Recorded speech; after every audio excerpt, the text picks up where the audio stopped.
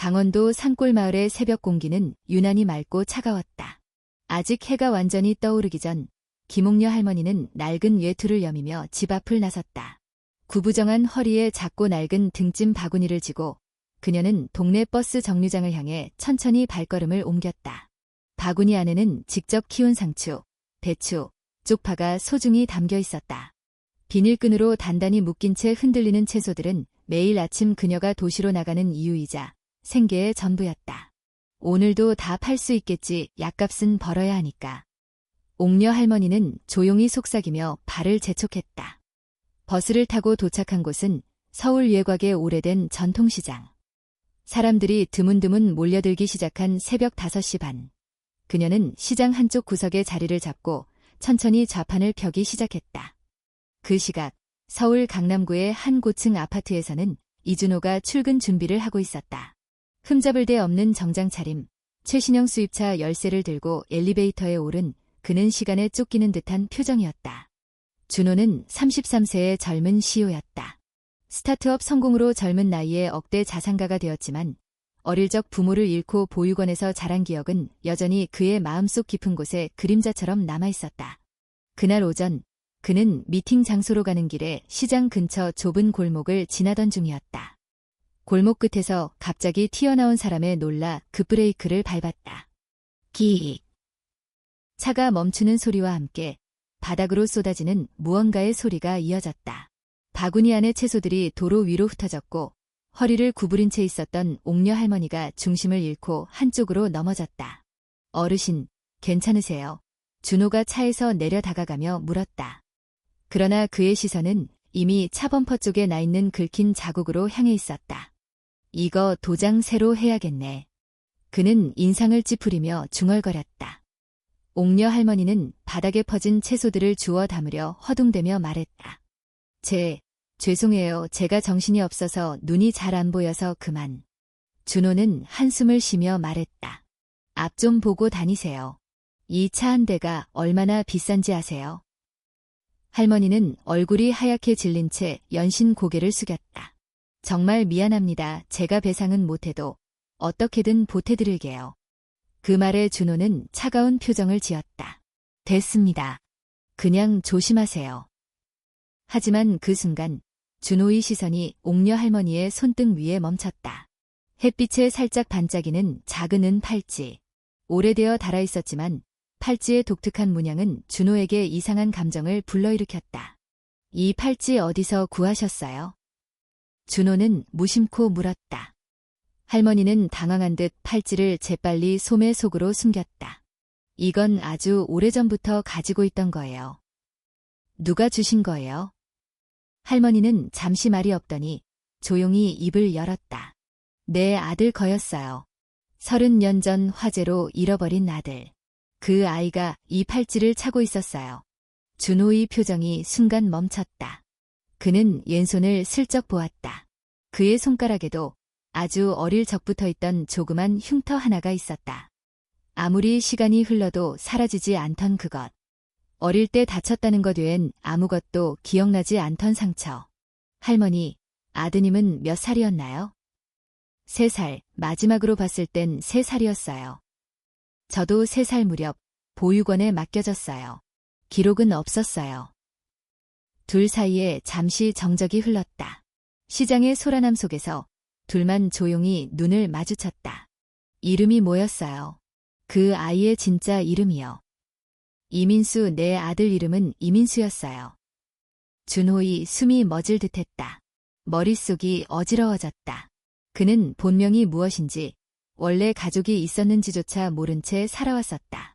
이제껏 그저 과거를 묻지 않고 앞으로만 달려왔지만 이 순간만큼은 무언가가 가슴 깊은 곳에서 요동쳤다. 저도 확인해보고 싶어요. 정말이니? 옥녀 할머니의 눈이 물기 어린 채로 반짝였다. 정확한 건 모르겠지만 확인해야 할 것 같아요. 혹시라도 가능성이 있다면. 그날 이후 이준호는 자신이 누구인지에 대한 의문을 품기 시작했다. 그동안 아무도 묻지 않았던 질문. 그는 서울로 돌아가면서 처음으로 가족이라는 단어를 마음속으로 되새겼다. 그날 이후 이준호의 하루는 이전과 같지 않았다. 회의실에서 투자 보고서를 보고 있어도 숫자들 사이로 김옥녀 할머니의 얼굴이 자꾸 떠올랐다. 시장 바닥에 흩어진 채소, 떨리는 손, 그리고 조심스럽게 꺼낸 한마디. 내 아들 이름은 이민수였어요. 그 이름은 이상하리만큼 준호의 가슴을 파고들었다. 그는 지금까지 자신의 출생 이름을 한 번도 들어본 적이 없었다. 보육원 기록에는 단지 그나마 약 3세, 신원 불명이라고만 적혀 있었다. 이름 없는 아이. 그게 그의 시작이었다. 퇴근 후 그는 집으로 바로 가지 않았다. 차를 몰아 한강변에 세우고 한참 동안 강물을 바라보았다. 물은 쉼없이 흐르고 있었지만 그의 생각은 그날 시장 골목에서 멈춰 있었다. 우연일까 아니면. 준호는 차 안에서 손목을 걷어 올렸다. 그에게도 있었다. 아주 오래된 은 팔찌. 그는 어릴 적부터 그것을 가지고 있었지만 누가 주었는지, 왜 갖고 있었는지 아무도 설명해 주지 않았다. 보육원에서는 들어올 때부터 내 손에 쥐고 있었어 라고만 말했다. 집에 돌아온 그는 서랍 깊숙이 넣어 두었던 작은 상자를 꺼냈다. 그 안에 팔찌가 있었다. 표면은 많이 닳아 있었지만 문양은 선명했다. 나뭇잎처럼 생긴 무늬와 안쪽에 아주 작게 새겨진 글자 하나. 민. 준호의 심장이 빠르게 뛰기 시작했다. 다음 날 아침 그는 결심했다. 다시 시장으로 가야겠다고. 김옥녀 할머니는 여전히 같은 자리에 있었다. 전날보다 손님이 적은 듯 보였고 할머니는 바람을 막기 위해 좌판 옆에 종이 상자를 덧대고 있었다. 할머니. 준호의 목소리에 할머니는 고개를 들었다. 그를 알아보고 잠시 놀란 듯하다가 이내 조심스러운 미소를 지었다. 아, 어제 그 젊은이 다시 왔구나. 네, 혹시 잠깐 이야기할 수 있을까요? 할머니는 고개를 끄덕였다. 둘은 시장 뒤쪽, 사람들이 적은 벤치에 나란히 앉았다. 준호는 주머니에서 자신의 팔찌를 꺼냈다. 조심스럽게 할머니 앞에 내밀었다. 이거 저도 가지고 있었어요. 어릴 때부터. 김옥녀 할머니의 손이 떨렸다. 그녀는 천천히 팔찌를 받아들고 자신의 것과 나란히 놓았다. 두 개의 팔찌는 놀라울 정도로 닮아 있었다. 문양, 크기, 다른 자국까지. 이게 어떻게? 할머니의 목소리가 떨렸다. 보육원에 들어갈 때부터 가지고 있었대요. 아무 기록도 없이요. 잠시 말이 끊겼다. 할머니는 고개를 숙인 채 팔찌를 바라보다가 조용히 입을 열었다. 그날 밤이 아직도 생생해. 불이 얼마나 무섭게 번졌는지 집들이 순식간에 타버렸어. 연기가 너무 짙어서 아무것도 안 보였고 난 민수를 안고 밖으로 뛰쳐나왔는데 그녀의 숨이 가빠졌다. 누군가 나를 밀쳤고 나는 넘어졌어. 손에서 아이가 빠져나갔어. 그 뒤로 아무리 불러도 아무리 찾아도 할머니는 말을 잇지 못했다. 준호는 아무 말도 하지 못한 채 그 이야기를 들었다. 머릿속 어딘가에서 희미한 장면이 떠올랐다. 붉은 불빛, 사람들의 비명, 그리고 자신을 부르는 목소리. 민수야. 그 목소리는 어쩐지 낯설지 않았다. 혹시 할머니, 그 이후에요. 아이를 찾으러 다니셨나요? 그럼 경찰서도 가고 병원도 가고 보육원도 다 찾아다녔지. 그런데 아무 소식이 없었어. 그러다 몇 년 지나니까 사람들은 다들 말했지. 포기하라고. 할머니는 씁쓸하게 웃었다. 하지만 엄마는 포기하면 안 되잖아. 그래서 지금까지도 혹시나 하는 마음으로 살아왔어. 준호는 숨을 깊게 들이마셨다. 확인해보고 싶어요. 뭘 말이니? DNA 검사요. 과학적으로 확인해보는 거예요. 그래야 저도 할머니도 헛된 기대를 안 하게 될 것 같아서요. 할머니는 잠시 눈을 감았다. 오래된 기도가 마음속에서 오르내리는 듯했다. 무섭지만 해야겠지. 그래야 마음이 편해질 거야. 며칠 뒤 두 사람은 병원에서 검사를 받았다. 피를 뽑는 동안 할머니는 준호의 손을 꼭 잡고 있었다. 괜히 내 마음까지 다치게 하는 건 아닐까 걱정이구나. 아니에요. 저는 이미 많이 다쳐본 사람이라서요. 준호의 말에 할머니는 그를 가만히 바라보았다. 검사 결과는 일주일 뒤에 나온다고 했다. 그 일주일은 두 사람 모두에게 길고도 불안한 시간이었다. 준호는 회사에서 집중하지 못했고 밤마다 꿈을 꾸었다. 꿈속에서 그는 어린아이였다. 누군가를 부르며 울고 있었고 그 목소리는 점점 멀어졌다. 김옥녀 할머니 역시 잠을 제대로 이루지 못했다. 결과가 두려웠다. 기대가 컸던 만큼 다시 무너질까 봐. 그리고 마침내 결과를 확인하는 날이 왔다. 병원 상담실에서 의사는 차분하게 설명했다. 서류 위의 문장은 명확했다. 유전적 친자 관계는 확인되지 않습니다. 순간 공기가 멈춘 것 같았다. 할머니의 눈이 크게 흔들렸다. 준호는 아무 말도 하지 못했다. 그저 서류를 바라볼 뿐이었다. 아니구나, 역시 아니었구나. 할머니의 입에서 힘없이 흘러나온 말. 준호는 고개를 숙였다. 마음 한편이 무너지는 소리가 들리는 듯했다. 죄송해요, 할머니. 아니야, 내가 왜 미안하니. 할머니는 억지로 웃으려 했다. 그래도 이렇게 확인했으니까 됐어. 그러나 그 말은 자신에게 하는 위로처럼 들렸다. 병원을 나오는 길, 둘은 아무 말 없이 나란히 걸었다. 헤어지기 직전 준호가 조심스럽게 말했다. 할머니, 혹시 괜찮으시면 제가 가끔 찾아와도 될까요? 할머니는 잠시 그를 바라보다가 고개를 끄덕였다. 그래. 내가 오면 집이 조금 덜 조용해질 것 같구나. 그날 준호는 알 수 없는 감정을 안고 집으로 돌아갔다. 피로 이어지지 않았어도 어떤 인연은 쉽게 끊어지지 않는다는 것을 그는 이미 느끼고 있었다. DNA 검사 결과가 나온 뒤로 이준호는 이전보다 더 자주 김옥녀 할머니를 찾아갔다. 혈연이 아니라는 사실이 두 사람 사이에 벽을 세운 것 같았지만 아이러니컬하게도 그 벽은 오래가지 않았다. 오히려 그날 이후 둘은 더 조심스럽게 서로를 바라보았다. 상처를 건드리지 않으려는 사람들처럼. 할머니는 여전히 시장에 나갔다. 준호는 가끔 일을 마치고 시장에 들러 좌판을 정리해주거나 무거운 짐을 대신 들어주었다. 둘은 어제 날씨가 어땠다거나 배추값이 올랐다 같은 사소한 이야기를 나눴지만 마음속에는 늘 같은 질문이 맴돌고 있었다.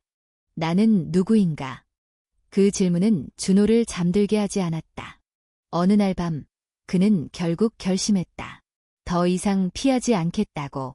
자신의 과거를 끝까지 추적해 보겠다고. 그는 노트북을 열고 오래된 이메일을 뒤지다가 한 통의 연락처를 찾아냈다. 예전에 봉사활동을 하며 알게 된 사회복지사 최민재였다. 형, 무슨 일이에요? 이 시간에. 전화기 너머로 들려오는 민재의 목소리는 여전히 따뜻했다.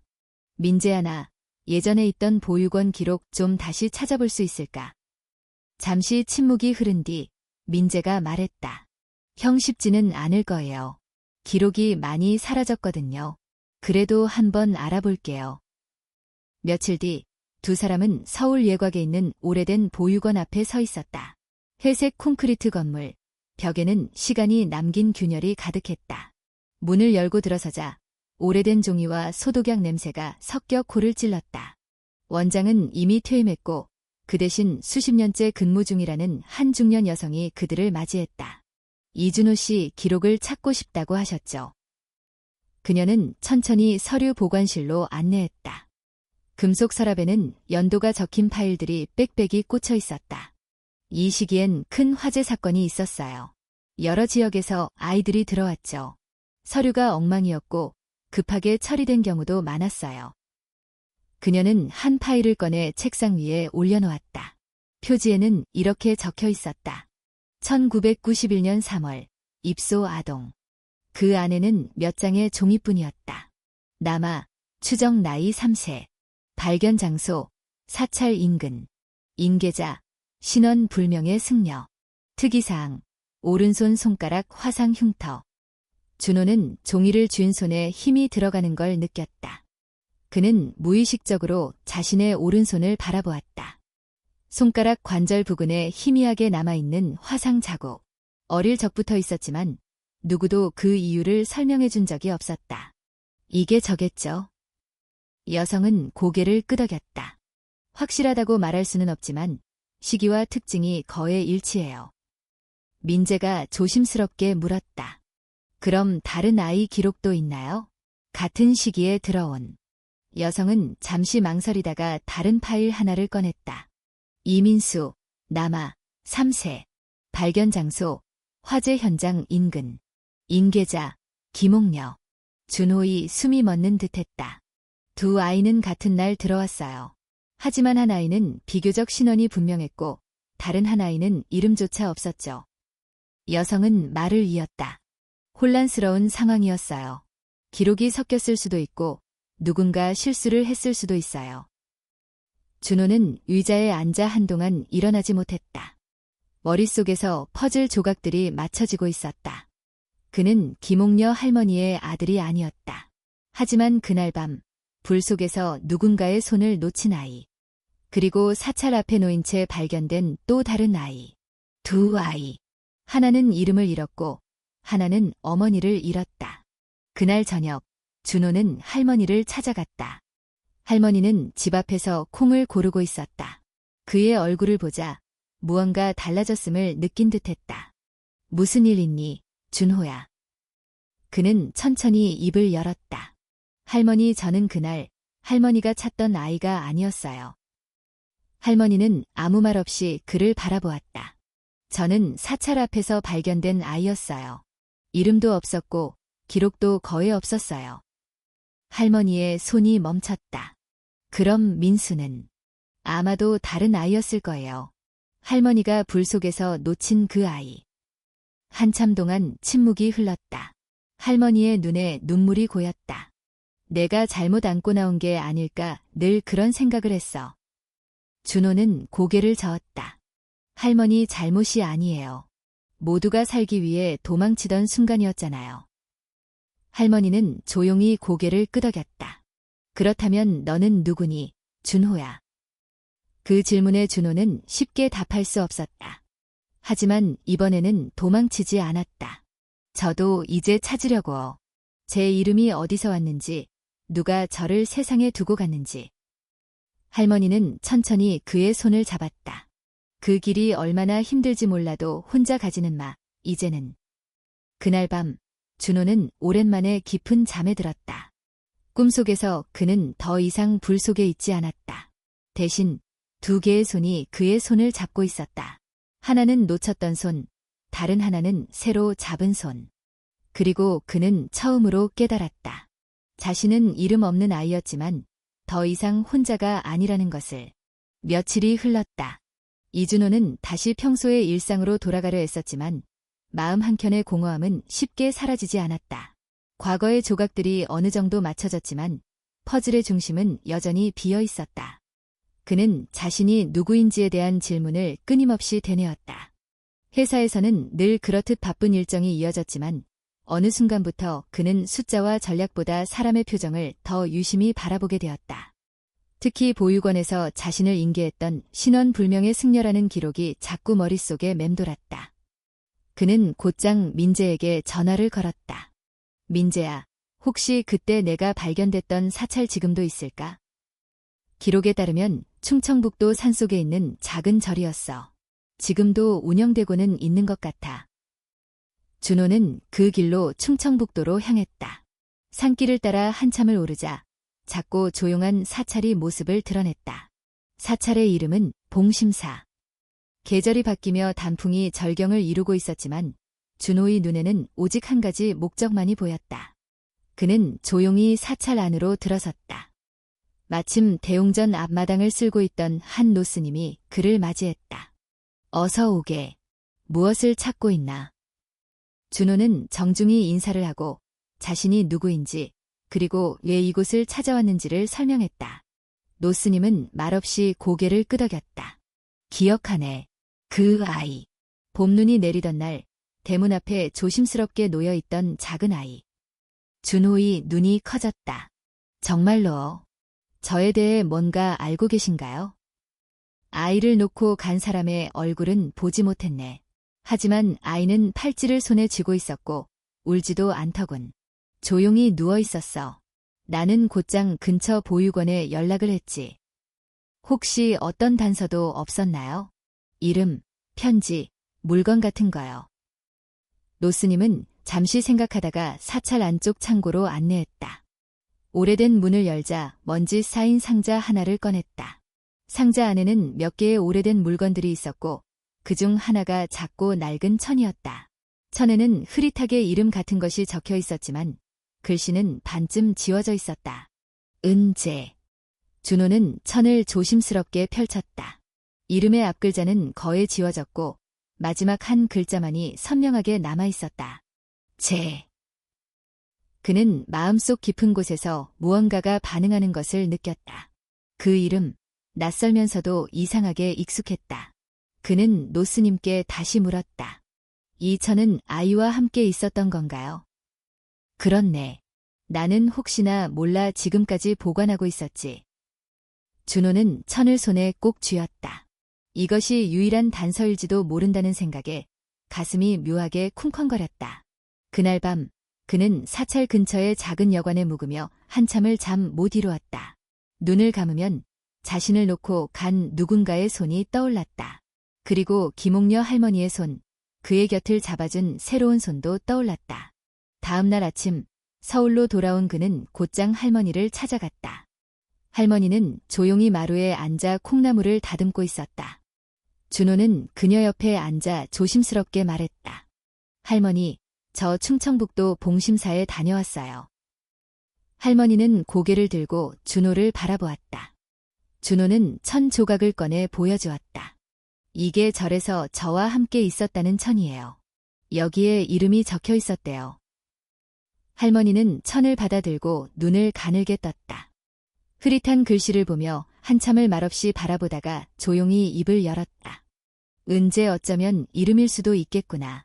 은재, 그 이름 내가 언젠가 어디선가 들은 것 같기도 해. 준호는 무겁게 고개를 끄덕였다. 그래서 제가 생각한 게 있어요. 혹시라도 제가 은재라는 이름으로 누군가와 관련이 있었다면 기록이 남아있을 수도 있잖아요. 병원, 경찰서, 주민센터 어딘가엔 단서가 있을지도 몰라요. 할머니는 조용히 그의 손을 잡았다. 너 정말 강한 아이구나. 누군가가 널 버렸다고 생각하지 마. 어떤 사정이 있었든 간에 너는 지금 이 자리까지 왔어. 준호는 말없이 고개를 숙였다. 나는 아직도 내 아들 민수를 찾고 있지만 너를 통해서도 많은 걸 배웠단다. 어떤 인연은 피를 나누지 않아도 소중하다는 걸 말이야. 그날 이후 준호는 본격적으로 자신의 정체성을 찾기 위한 여정을 시작했다. 그는 각 기관을 방문하며 관련 기록을 찾기 시작했다. 시간이 오래 걸렸고 단서도 적었다. 하지만 그 과정에서 그는 또 다른 사실을 알게 되었다. 같은 시기 화재 사건이 있었던 충북의 한 병원에 3살 남아가 화상 치료를 받았다는 기록. 아이는 며칠 후 병원에서 사라졌고 병원 측은 보호자가 아이를 데려갔다고 적어 놓았지만 서명란에는 이름도 없이 도장 하나만 찍혀 있었다. 누가 그 아이를 데려간 걸까? 준호는 벽에 붙은 치료 기록 복사본을 바라보며 속으로 중얼거렸다. 그는 민재에게 연락해 이 정보를 김옥녀 할머니와도 공유했다. 할머니는 말없이 그 서류를 보다가 손끝으로 도장이 찍힌 부분을 가리켰다. 이 도장 어쩐지 익숙한 문양이야. 우리 집안도 옛날에 저런 도장을 썼었거든. 준호와 할머니는 눈을 마주쳤다. 또 하나의 실마리가 그들의 과거를 다시 하나로 이어주려는 듯 보였다. 그리고 그들은 함께 결정했다. 민수를 찾아야 한다. 그리고 은재의 진짜 이야기를 끝까지 밝혀야 했다. 이준호와 김옥녀 할머니는 병원 기록에서 발견한 낡은 도장을 마지막 희망의 끈처럼 붙잡았다. 그것이 김옥녀의 집안과 관련이 있다면, 그리고 그 도장이 실제로 민수를 데려간 사람이 남긴 것이라면 30년 가까이 감춰져 있던 진실이 드러날 수도 있었다. 할머니, 혹시 그 도장과 비슷한 걸 가지고 있는 친척이나 아시는 분이 있을까요? 준호의 질문에 할머니는 잠시 고개를 갸웃하다가 입을 열었다. 예전에 내 사촌오빠가 그런 도장을 썼었지. 옛날식 한옥에서 살면서 가끔 마을 문서 같은 걸 맡았던 사람이야. 그런데 그 사람도 화재 때 가족을 잃고선 실종됐었어. 몇 년 전까지도 아무 소식이 없었는데 준호는 바로 다음날 할머니의 안내를 받아 옛 마을을 방문했다. 대부분의 집은 이미 허물어졌거나 새로 지어졌지만 마을 어귀에 오래된 돌담과 대문이 그대로 남아있었다. 마을 주민 중 한 명이 그들을 알아보고 말했다. 아, 그 집 몇 해 전에 어떤 남자가 돌아와서 살기 시작했어요. 매일 나무를 다듬고 정원을 가꾸며 조용히 살더군요. 거의 말을 안 해서 동네에서도 잘 안 어울리지만 해치지는 않아요. 준호와 할머니는 조심스럽게 그 집의 대문을 두드렸다. 잠시 후 문이 열리고 한 남자가 모습을 드러냈다. 회색 머리칼, 굽은 어깨, 그리고 눈빛은 어딘가 멀리 있는 듯했다. 그는 두 사람을 바라보다가 할머니를 보고는 잠시 굳어졌다. 옥녀. 오빠, 정말 오빠 맞아요. 두 사람은 서로를 확인하듯 한참을 바라보았다. 시간이 흐른 뒤 남자는 그들을 집 안으로 들였다. 마당은 잘 정리되어 있었고 나무 벤치 위에는 잘 다듬어진 나무 조각들이 놓여 있었다. 남자는 마루 끝에 앉아 조용히 말했다. 그날 이후로 나는 그냥 사라지고 싶었어. 다 잃었으니까. 가족도, 집도 내 실수로 민수를 놓쳐서 감히 누구 얼굴도 볼 수가 없었지. 준호는 조심스럽게 물었다. 혹시 민수를 데려간 사람이 바로 당신인가요? 남자는 고개를 숙였다. 그래, 그날 밤 연기가 자욱한 속에서 아이가 울고 있었어. 누구도 보이지 않았고 나는 본능처럼 그 아이를 안았어. 그 애가 민수일 줄 알았지. 옥녀 내 아들이라 생각했어. 그래서 내가 병원에 데려가서 치료를 받게 했고 이후에는 내 이름으로 신고해서 데려왔어. 할머니는 두 손으로 입을 가렸다. 눈물이 그렁그렁했다. 그럼 지금 민수는 어디 있어요? 살아 있긴 한 거죠? 살아 있지. 이름은 바뀌었지만 지금은 제주도에서 어부로 살고 있어. 결혼도 했고 아이도 있어. 그 말에 준호의 가슴이 뛸 듯 울렸다. 민수, 진짜 아들이 살아있었다. 그리고 그는 자신과 같은 나이에 다른 이름으로 삶을 살아가고 있었다. 그 애에게 진실을 말해야 하지 않을까요? 준호의 말에 남자는 고개를 저었다. 그 애는 지금의 가족을 너무 사랑해. 과거를 알게 되면 혼란스러울 거야. 내가 그 애를 사랑하지 않은 건 아니었지만 피는 속일 수 없겠지. 하지만 그 애는 내 아들이라고 믿고 자랐고 나도 그렇게 키웠어. 김옥녀는 조용히 고개를 끄덕였다. 저도 그 애를 다시 찾고 싶지만 상처를 주고 싶진 않아요. 다만 멀리서라도 잘 살고 있다는 걸 알 수 있다면 그걸로 됐어요. 그날 밤 세 사람은 오랜 시간 이야기를 나눴다. 눈물도 있었고 침묵도 있었지만 끝내는 용서와 이해가 자리를 잡았다. 며칠 뒤 준호는 김옥녀 할머니를 모시고 제주도로 향했다. 주소를 알고 있었지만 만날 계획은 없었다. 그저 멀리서나마 민수가 잘 살고 있다는 걸 확인하고 싶었다. 그들은 작은 항구 근처에서 한 남자를 지켜보았다. 다부진 체격, 푸른 작업복, 아이를 안고 웃는 얼굴. 저 아이 맞죠? 할머니의 목소리는 떨렸지만 확신에 찬 듯했다. 준호는 고개를 끄덕였다. 네, 저분이 민수예요. 할머니는 눈물을 훔치며 조용히 속삭였다. 잘 자라줘서 고맙다 우리 아가야. 그들은 돌아가는 배를 탔다. 어떤 말도 하지 않았지만 그 침묵 안에는 수많은 감정이 녹아 있었다. 서울로 돌아온 뒤 준호는 자신의 이야기를 기록하기 시작했다. 이름을 잃고 가족을 잃고 다시 만난 사람들. 그리고 다시 찾은 또 다른 형태의 가족. 그는 매일 아침 김옥녀 할머니와 아침을 함께 먹고 시장에 가서 장을 도왔다. 할머니는 어느새 그를 은재야라고 부르기 시작했다. 준호는 그 이름을 거부하지 않았다. 그 이름이 자신에게 남겨진 유일한 과거의 조각이자 새로운 시작이었으니까. 어느 날 저녁 그는 말했다. 할머니, 저도 제 가족을 찾고 싶어요. 친부모님이 누군지, 왜 절 떠났는지. 할머니는 조용히 고개를 끄덕였다. 그래야 너도 온전히 너 자신이 될 수 있을 테니까. 그들은 다시 한번 긴 여정을 준비했다. 이번엔 이준호의 진짜 이름과 과거를 찾기 위한 여정이었다. 서울로 돌아온 후 이준호는 마치 또 다른 인생을 시작하는 사람처럼 분주하게 움직였다. 자신이 누구인지, 은재라는 이름이 어디서 왔는지를 밝혀내고자 하는 마음은 갈수록 커졌다. 그는 단지 궁금해서가 아니라 지금 곁에 있는 사람들과 진심으로 마주서기 위해서라도 자신의 과거와 화해할 필요가 있었다. 그는 우선 사찰에서 얻은 1000조각의 사진을 분석 전문가에게 맡겼다. 희미하게 남은 글씨의 흔적을 통해 더 많은 정보를 얻고자 했다. 며칠 후 분석 결과가 도착했다. 사진을 확대하고 필체를 복원한 결과 천에는 다음과 같은 글씨가 쓰여 있었던 것으로 추정되었다. 김은재. 그 이름이 확실해진 순간 준호는 온몸에 소름이 돋는 것을 느꼈다. 김성까지 있었다. 그는 이제 막막한 바다에서 뗏목 하나를 발견한 것 같은 기분이 들었다. 이제 목표는 명확했다. 김은재라는 이름으로 살아있던 아이가 왜 절 앞에 버려졌는지, 그의 가족은 누구였는지 그 진실을 밝혀내는 것이었다. 그는 인터넷을 뒤져 김은재라는 이름을 가진 동년배를 수소문했다. 예상대로 너무 많은 동명이인이 있었고 제대로 된 단서를 찾기란 어려웠다. 그러던 중 우연히 접속한 지역신문 아카이브에서 한 오래된 기사를 발견했다. 1991년 3월 충청북도 단양 지역 작은 마을에서 발생한 화재로 인해 한 가족이 전소되었고 사망자 중에는 성인 남성과 여성 그리고 자녀로 추정되는 2명의 기록이 있었다. 하지만 당시 DNA 기술이 발달하지 않았기 때문에 신원이 명확히 밝혀지지 않은 어린아이 한 명은 실종으로 분류되었다. 그 기사의 부고란에 적힌 이름 하나가 눈에 들어왔다.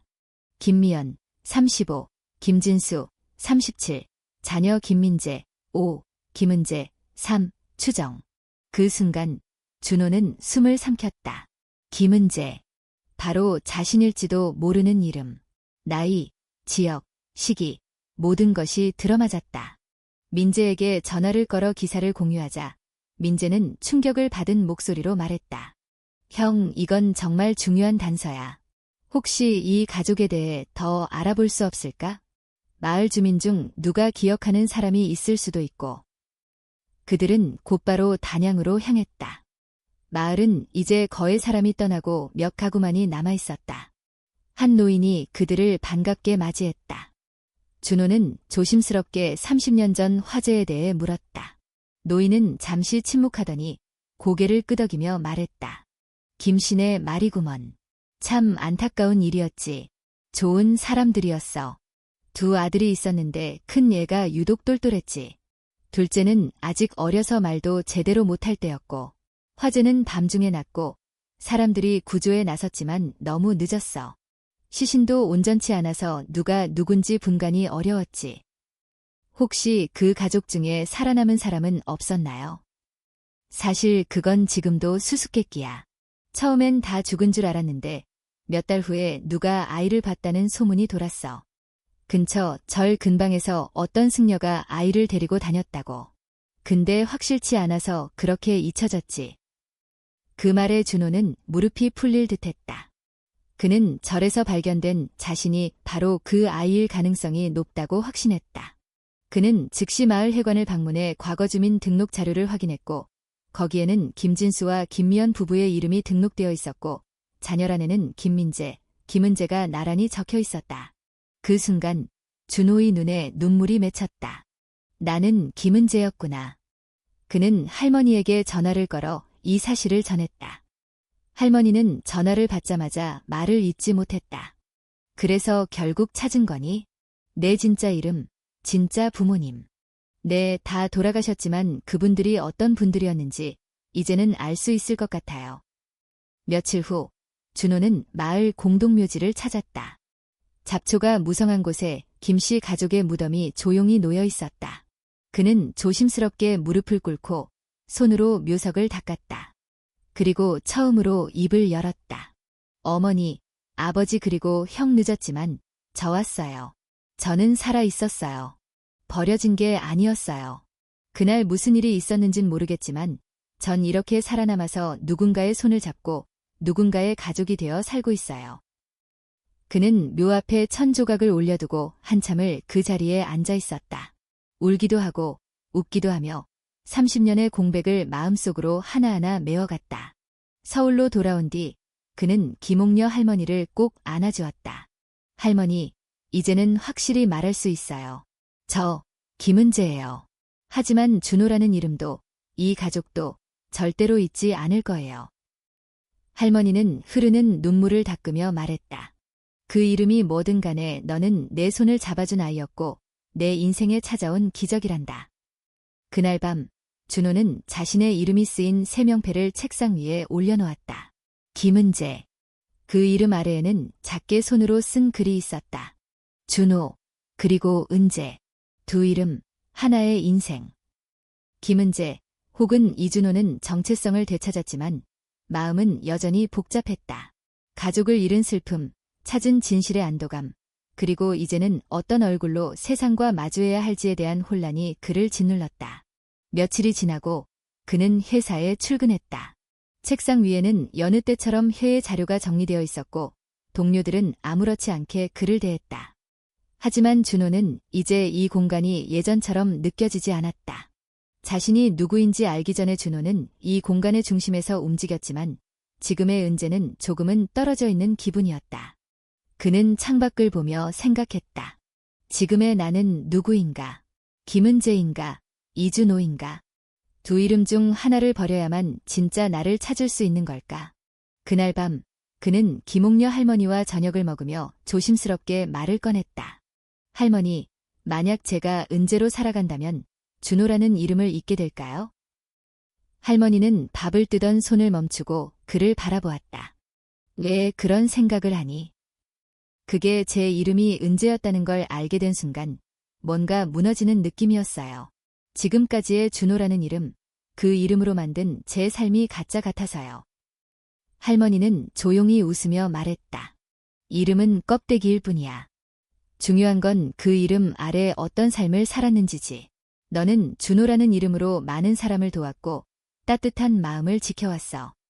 은재라는 이름을 되찾았다고 해서 준호를 버릴 필요는 없단다. 그 말에 준호는 눈시울이 붉어졌다. 그는 알게 모르게 스스로를 두 인격처럼 분리하고 있었다. 하지만 실은 그는 언제나 한 사람이었고 다만 그 속에 두 가지 이름이 있었을 뿐이었다. 며칠 후 그는 민재를 다시 만났다. 민재는 최근 제주도에 있는 민수를 몰래 지켜보다가 민수가 운영하는 작은 어선과 그가 속한 공동체에 대해 기록해두고 있었다. 형, 민수 형이랑 진짜로 만나볼 생각은 없어? 준호는 고개를 저었다. 그를 지켜보고 있다는 것만으로 충분해. 그가 지금 행복하게 살고 있다는 게 어머니에겐 가장 큰 위로일 거야. 민재는 한참을 생각하더니 조심스럽게 입을 열었다. 그럼 말야, 우리가 도와줄 수 있지 않을까? 직접 다가가지는 않더라도 형이 민수 형에게 줄 수 있는 게 있을지도 몰라. 준호는 고개를 끄덕였다. 그는 직접 마주하지는 않더라도 어딘가에서 연결되고 있다는 걸 느낄 수 있도록 작은 무언가를 남기고 싶었다. 며칠 뒤 그는 손수 편지를 썼다. 편지에는 자신의 이름도 정체도 밝히지 않았지만 누군가가 당신의 삶을 지켜보고 있고 응원하고 있으며 지금처럼만 살아가길 바란다는 내용이 담겨 있었다. 편지는 제주도 항구 근처에 있는 작은 우체통에 조용히 넣어졌다. 그날 밤 준호는 자신이 진심으로 할 수 있는 일을 하기 위해 다시 책상 앞에 앉았다. 그는 최근 자신이 겪은 모든 일을 바탕으로 한 자서전 형식의 원고를 쓰기 시작했다. 이름 없는 아이, 잃어버린 기억, 그리고 다시 만난 어머니. 이 이야기는 단지 그의 개인사가 아니라 세상 어딘가에서 비슷한 상처를 안고 살아가는 이들에게 위로가 되길 바랐다. 며칠 후 준호는 방송국에서 연락을 받았다. 이전에 자선활동을 하며 알게 된 한 PD가 그의 원고를 우연히 읽고 방송으로 제작하고 싶다고 제안한 것이다. 이야기가 너무 진실해서요. 사람들이 꼭 들어야 할 이야기라고 생각해요. 준호는 고민 끝에 승낙했다. 그는 자신을 공개하지 않고 나레이션으로만 참여하는 조건을 걸었다. 방송은 다큐멘터리 형식으로 제작되었고 이름 없는 아이, 이름보다 깊은 인연이라는 제목으로 방영되었다. 방송이 나간 후 사람들의 반응은 뜨거웠다. 시청자 게시판에는 가슴이 먹먹하다. 나도 잃어버린 가족을 찾고 싶다. 이름보다 중요한 건 마음이라는 걸 알았다. 는 댓글들이 줄을 이었다. 그날 저녁, 김옥녀 할머니는 방송을 보고 눈물을 흘리며 말했다. 이제 많은 사람들이 너를 알게 되었구나. 그들이 널 모르더라도 너의 진심은 다 느꼈을 거야. 그 말을 들은 준호는 조용히 웃으며 말했다. 할머니 덕분이에요. 저를 다시 태어나게 해주셨잖아요. 며칠 후 방송 후속편이 준비되던 중 방송국으로 한 통의 전화가 걸려왔다. 목소리는 젊은 남자였고 자신이 그 방송의 주인공과 관련이 있을지도 모른다고 말했다. 제가요 방송을 보는데 어릴 적 기억이 하나 떠올랐어요. 제 이름은 김은찬인데요. 어릴 때 절에서 지낸 기억이 있고 지금은 부산에서 살고 있어요. 혹시 제 이야기도 관련이 있을까요? 제작진은 즉시 준호에게 이 소식을 전했다. 준호는 심장이 쿵하고 내려앉는 느낌을 받았다. 또 다른 이름, 또 다른 실마리. 혹시 자신과 같은 시기에 비슷한 일을 겪은 아이일까? 그는 망설이다가 조용히 말했다. 그분, 직접 만나보겠습니다. 이제 김은재의 여정은 또 다른 문 앞에 서 있었다. 과거는 계속해서 그를 시험했고 준호는 그 질문들에 하나씩 답해 나가야 했다. 김은재 혹은 이준호는 자신을 김은찬이라고 소개한 남자를 만나기 위해 부산으로 향했다. 방송 이후 사람들의 관심이 높아진 상태였지만 그는 조용히 움직였다. 이번 만남은 단순한 호기심이 아니라 어쩌면 자신의 기억 저편에 숨어있던 마지막 퍼즐 조각이 될 수도 있었다. 부산역에 도착한 그는 정해진 장소로 걸어갔다.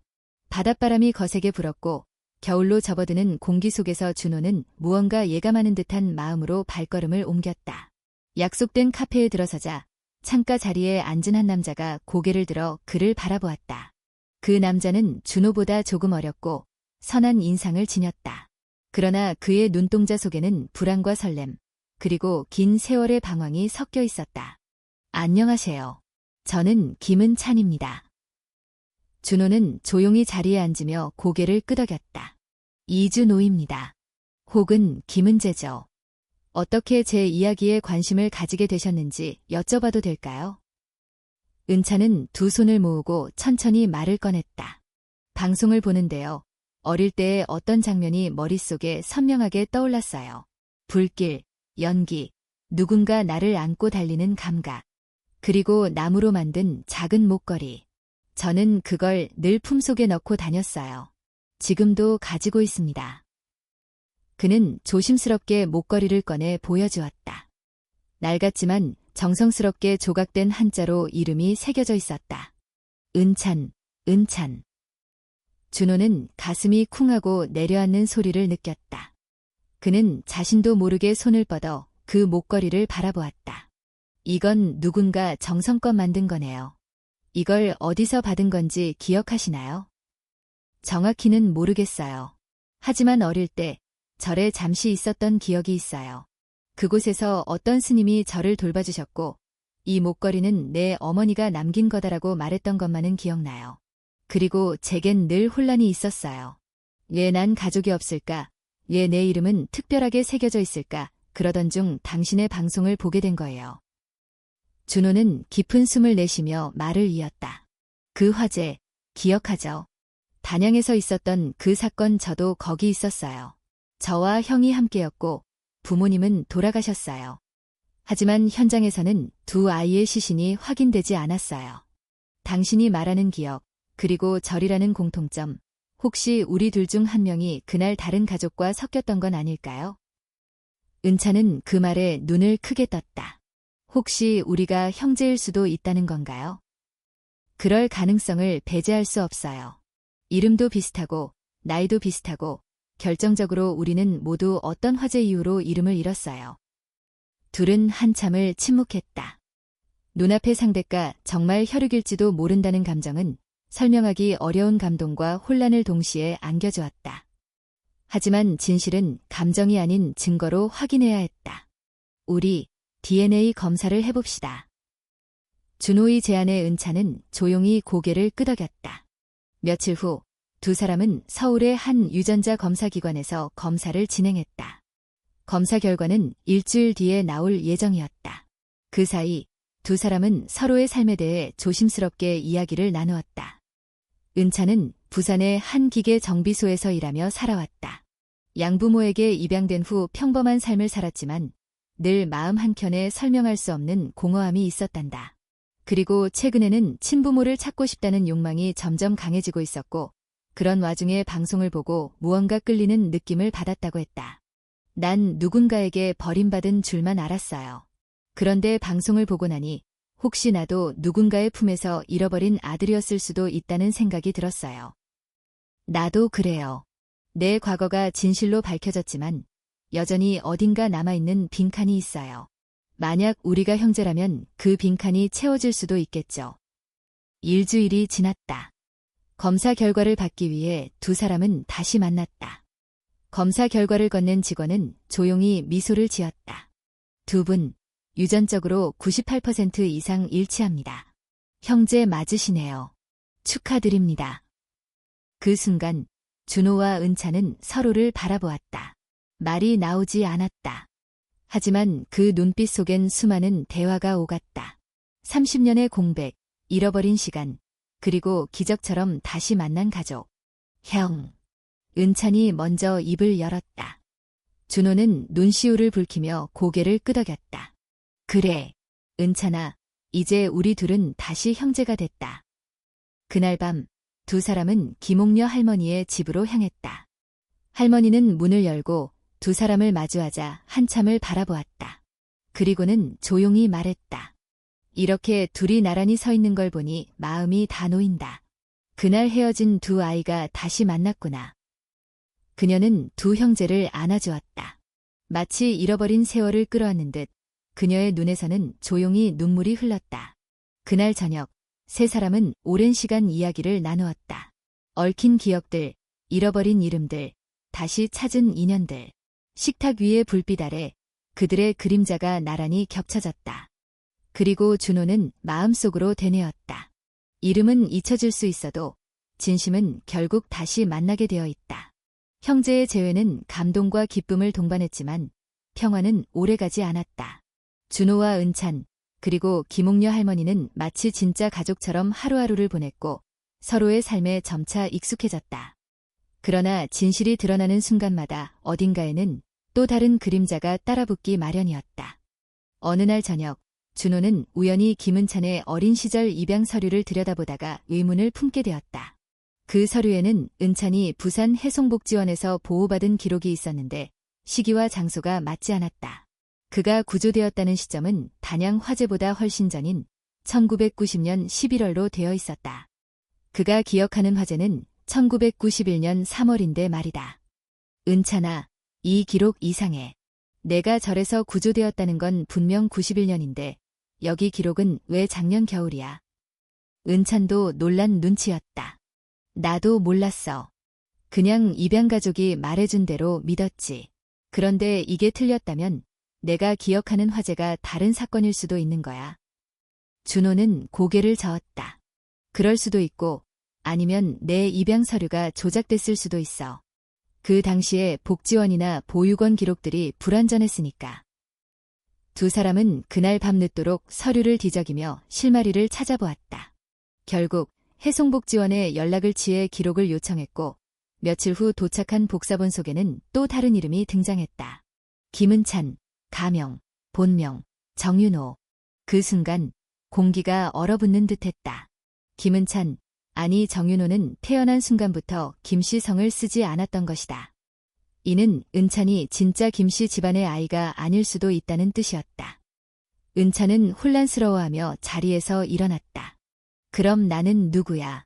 우리가 형제가 아니라면 이 모든 건 어떻게 되는 거야? 준호는 침착하게 말했다. 진실은 어렵고 복잡해. 하지만 우리가 함께 겪은 시간은 거짓이 아니야. 이제 중요한 건 진짜 내가 누구인지 찾는 거야. 그들은 다시 조사를 시작했다. 복지원의 오래된 간호사 한 명이 기억을 더듬으며 중요한 단서를 제공했다. 그 아이요. 기억나요. 이름도 모르고 어디서 왔는지도 몰랐어요. 누가 복지원 문 앞에 상자에 담아 두고 갔었어요. 상자 안에 메모 하나 있었죠. 미안합니다. 이름은 윤호입니다. 이 아이를 잘 부탁드립니다. 라고. 은차는 머리를 감싸 쥐었다. 자신은 단양의 화재 생존자가 아닐 수도 있다는 진실, 자신이 그렇게도 바랐던 형제가 사실은 타인의 인생일 수도 있다는 두려움이 그를 짓눌렀다. 며칠 후 은차는 짐을 싸기 시작했다. 그는 떠나겠다고 했다. 준호는 그를 말렸다. 무슨 이유에서든 우리 인연은 의미 있어. 내가 내 형제가 아니라고 해도 난 널 가족처럼 생각해. 내가 떠나면 다시는 찾지 못할 수도 있어. 그러나 은차는 고개를 저었다. 형, 고마워. 정말 진심으로. 하지만 난 이제 진짜 나를 찾아야 해. 형의 삶에 얹어 살고 싶지 않아. 김옥녀 할머니도 조용히 그의 손을 잡았다. 얘야, 우리가 널 받아들인 건 내가 누군지 몰라서가 아니야. 너의 따뜻함이 우리 마음에 들어왔기 때문이지. 기억해라. 내가 어디에 있든 우리는 널 기다릴 거야. 은차는 마지막 인사를 남기고 부산으로 내려갔다. 그날 이후 준호는 다시금 혼자가 된 듯한 기분을 느꼈다. 그러나 그 외로움은 예전의 공허함과는 달랐다. 이번에는 서로를 이해한 후의 거리였고 다시 만날 희망이 있는 헤어짐이었다. 그는 은찬이 남긴 목걸이를 손에 들었다. 그리고 거울을 보며 중얼거렸다. 가짜라도 괜찮아. 우리가 함께한 기억은 진짜니까. 한편 은찬은 부산에서 자신의 출생신고 기록과 병원 자료를 조사하기 시작했다. 그리고 놀랍게도 자신이 버려졌던 당시의 병원 기록 중간에 한 의료인의 이름이 자주 등장했다. 정영숙 간호사. 그녀는 지금은 은퇴했지만 당시 산부인과에서 일하며 여러 미혼모들을 도와왔던 인물이었다. 은찬은 어렵게 연락을 취했고 직접 그녀를 찾아갔다. 혹시 정윤호라는 아이를 기억하시나요? 노인은 잠시 생각에 잠겼다가 고개를 천천히 끄덕였다. 기억합니다. 그 아이 어머니가 출산 후 사라졌어요. 분명히 아기를 안고 갔는데 며칠 뒤 복지원 앞에 그 아이가 버려졌다는 소식을 들었죠. 아무도 어머니를 찾지 못했어요. 그때 받은 메모도 아마 그 어머니가 쓴 걸 거예요. 은차는 충격에 휩싸였지만 동시에 마음 깊숙한 곳에서 이상한 안도감을 느꼈다. 마침내 자신이 누구인지, 어디서 왔는지를 조금씩 알아가기 시작한 것이다. 그날 밤, 그는 준호에게 전화를 걸었다. 형, 나 아직 끝난 게 아니야. 나도 내 가족을 찾아야겠어. 그리고 언젠가 다시 형이랑 밥 먹자. 이번엔 진짜 형제가 아니라도 마음만은 가족으로. 준호는 웃으며 대답했다. 언제든지. 그건 변하지 않아. 두 사람의 대화가 끝난 후 서울의 어느 골목길. 어두운 그림자가 카페 창가에 앉아있는 준호를 지켜보고 있었다. 그 그림자의 손에는 오래된 신문 스크랩과 사진 몇 장이 쥐어져 있었다. 드디어 찾았군. 김진수의 아들. 그림자는 조용히 뒤돌아 골목 속으로 사라졌다. 어느새 겨울의 기운이 한층 더 깊어진 서울. 김은재 혹은 이준호는 바쁜 일상 속에서도 여전히 자신을 찾아온 지난 날들을 되새기며 살고 있었다. 은찬이 부산으로 떠난 이후 그는 하루하루를 차분하게 보내고 있었지만 마음속 깊은 곳에서는 설명할 수 없는 불안감이 자리를 잡고 있었다. 그 불안은 단순한 공허함이 아니었다. 마치 누군가 그를 지켜보고 있다는 직감 같은 것이었다. 그리고 그 예감은 틀리지 않았다. 그날 밤 준호는 회사 야근을 마치고 집으로 돌아오는 길에 누군가 뒤에서 그를 부르는 소리를 들었다. 낯선 남자였다.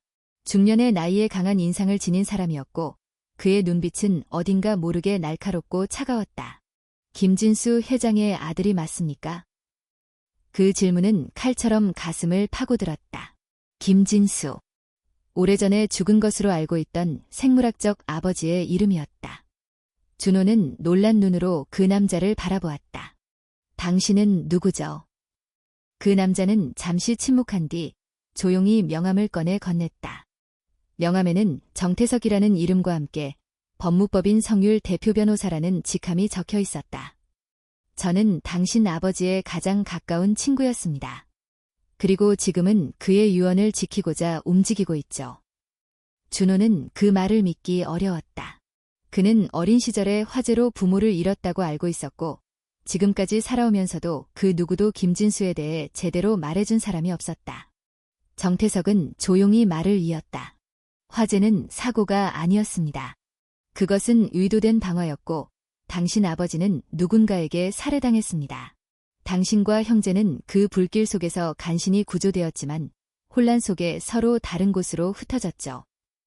준호는 충격의 말을 잃었다. 자신이 잃어버린 기억 속에 담긴 화염과 고통은 단순한 사고가 아니었던 것이다. 그는 겨우 입을 열었다. 그럼 제 어머니는요? 정태석의 눈빛이 흔들렸다. 당신 어머니도 그날 함께 돌아가셨습니다. 그 집에는 가족 전체를 노린 누군가가 있었습니다. 준호는 숨이 막혔다.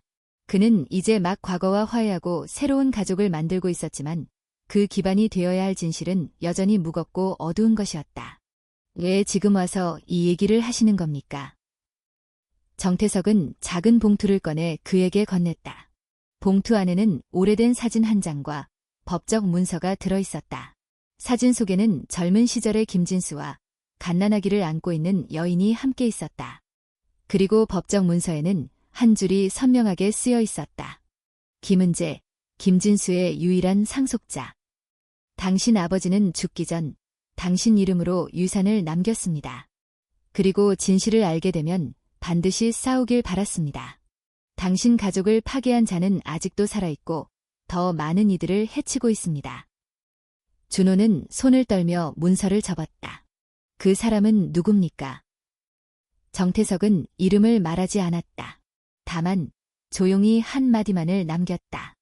그는 당신이 가장 신뢰하던 사람일 수도 있습니다.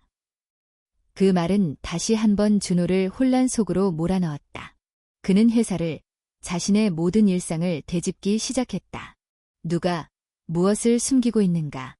누구의 이익이 그 화재에서 비롯되었는가? 며칠 후 그는 은찬에게 전화를 걸었다.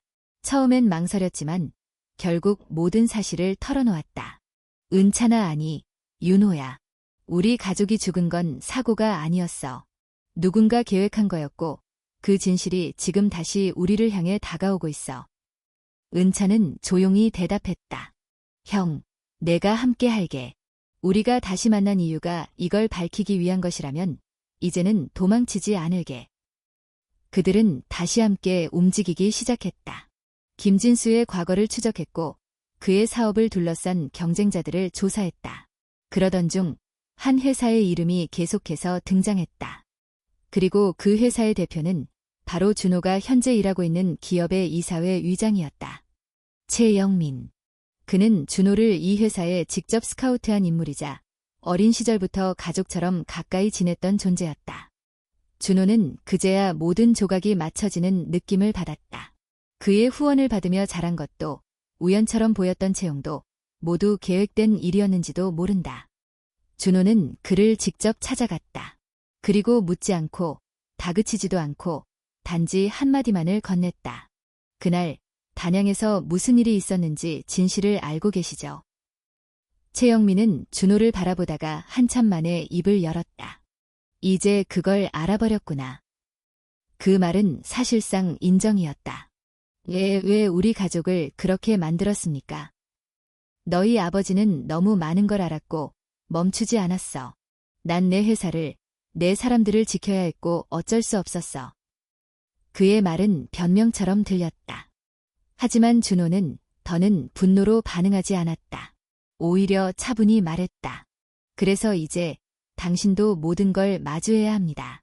나는 아버지처럼 침묵하지 않을 겁니다. 그날 이후 준호는 모든 자료를 모아 검찰에 제출했다. 언론과도 접촉했고 단양 화재라는 오래된 사건이 다시 수면 위로 떠올랐다. 며칠 후 경찰은 최영민에 대한 수사를 개시했다. 그의 회사 주가는 폭락했고 언론은 그의 과거와 현재를 파헤치기 시작했다.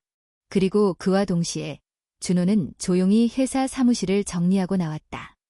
그는 이제 더 이상 남이 만들어준 길을 걷지 않았다. 마지막 장면. 서울 외곽, 작은 주택가. 김옥녀 할머니의 집 앞마당에서 준호와 은찬이 함께 앉아있다. 따뜻한 겨울 햇살이 두 사람의 얼굴에 비친다. 형, 이제 뭘 할 거야? 준호는 조용히 웃으며 대답했다. 나만의 회사를 만들 거야. 사람을 위한 곳, 진심이 통하는 일을 하고 싶어. 은찬도 고개를 끄덕였다. 나도 형 옆에서 도울게. 그리고 옥녀 할머니가 차를 들고 나와 두 사람에게 건넨다. 그녀의 얼굴에는 더 이상 슬픔이 없었다. 대신 고요하고 따뜻한 평온이 담겨 있었다. 이제 너희는 서로를 찾았고 진실도 마주했으니 남은 건 행복뿐이야. 세 사람은 그렇게 나란히 앉아 조용히 차를 마셨다. 삶은 고통과 상처로 가득했지만 그 속에서도 진심과 연결은 결국 길을 찾아왔다. 이제 그들은 더 이상 잃어버린 사람이 아니었다. 스스로를 되찾은 사람들, 그리고 새로운 삶을 시작하는 진짜 가족이었다.